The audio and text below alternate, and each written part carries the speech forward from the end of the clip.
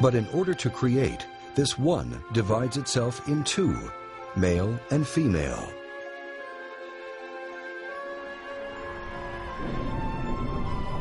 This is the mystery of the Holy Spirit, the fecundating fire of God, symbolized in India as Shiva Shakti, the creative and destructive power of God.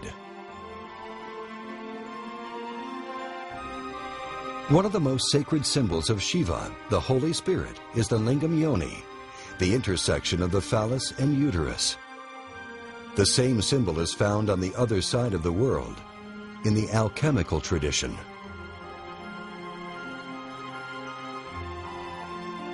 The force that powers all creation, on all levels of existence, is sexual energy.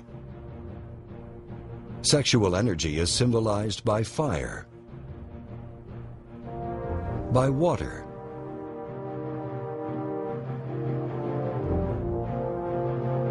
and by light.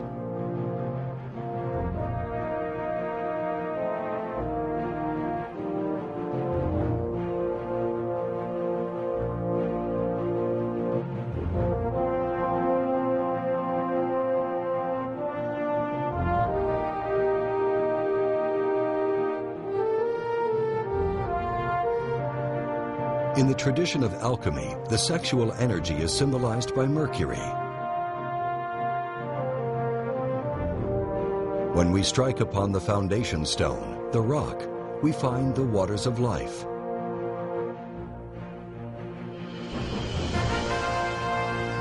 The ancient ritual of baptism is a symbol of the transmutation of sexual energy, the source of salvation.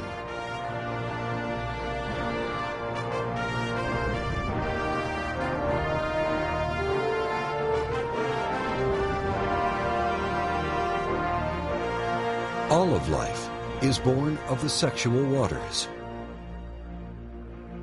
The power of creation, harnessing the force of that electric energy, implies a great responsibility.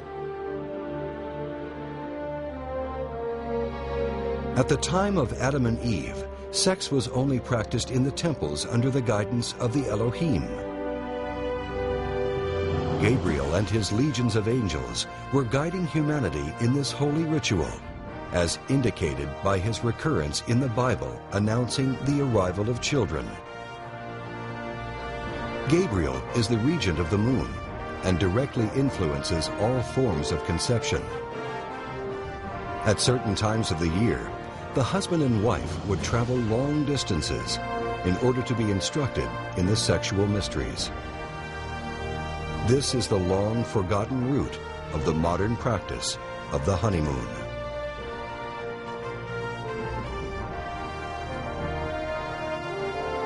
Thus, the angels supervised this holy sacrament and guided a single sperm to meet an egg in the precise moment needed to engender a deliberate and divine child.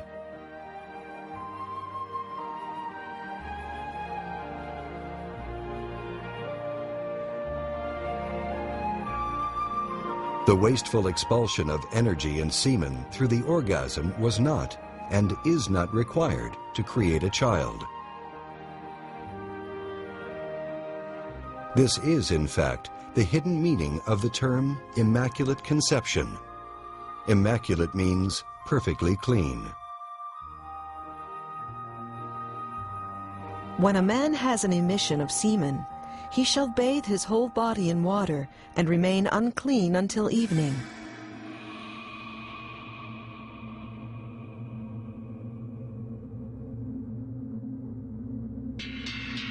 To indulge in the fruit of sexuality means to spill the sexual energy, to orgasm, to taste the divine energy that illuminates the soul in order to feel physical sensation. Thus, the energy used to maintain the physical and spiritual vitality of the individual is expelled through the orgasm.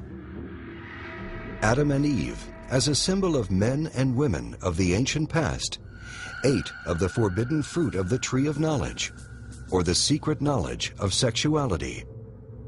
They abused the sexual energy in their own bodies by having the orgasm. and therefore they broke the most fundamental rule they had been given. It is very important that the tremendous energy that gives mankind the ability to create be used efficiently, because it is connected to the same energetic force that sustains the individual's own vitality. It is well known that the sexual energy is intimately related to the health of our psyche and our physical bodies.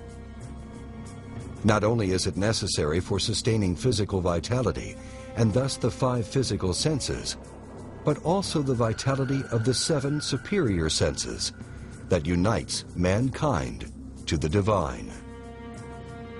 Without the sexual energy, the soul atrophies, breaking our connection with God. When we expel the sexual energy, we expel the energy that fuels our inner senses. This is why those who fornicate, who expel the sexual energy through the orgasm, cannot perceive God directly. The orgasm is symbolized in the poisoned apple given to Snow White. While sweet to the taste of the physical senses, it is poison to the soul. Eating it results in unconsciousness and an eternity of sleep.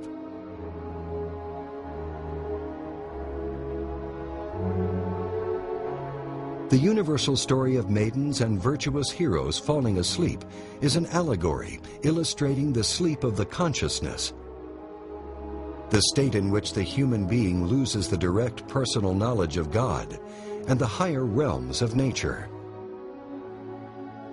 This is why the fruit of the tree of knowledge was forbidden to eat. Before the abuse of the tree of knowledge, sex was treated with the utmost respect, and the orgasm was unknown to mankind and unnecessary. Husband joined wife in the sexual act according to the laws given to them by Jehovah Elohim. They enjoyed the tree of knowledge, sexuality, but did not eat of its fruit. This was the genesis of the distinction between good and evil. A humanity that knew only goodness ate of the forbidden fruit and discovered animal desire, which always leads to suffering and pain.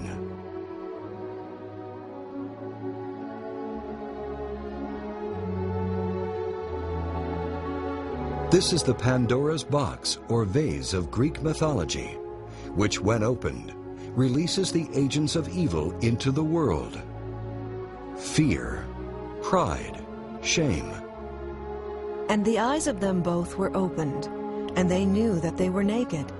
And they sewed fig leaves together and made themselves aprons. And Adam said, I heard thy voice in the garden, and I was afraid, because I was naked, and I hid myself. Through the discovery of the orgasm, Adam learned to be afraid, to be ashamed. As promised by the tempting serpent, humanity gained new knowledge, the knowledge of suffering.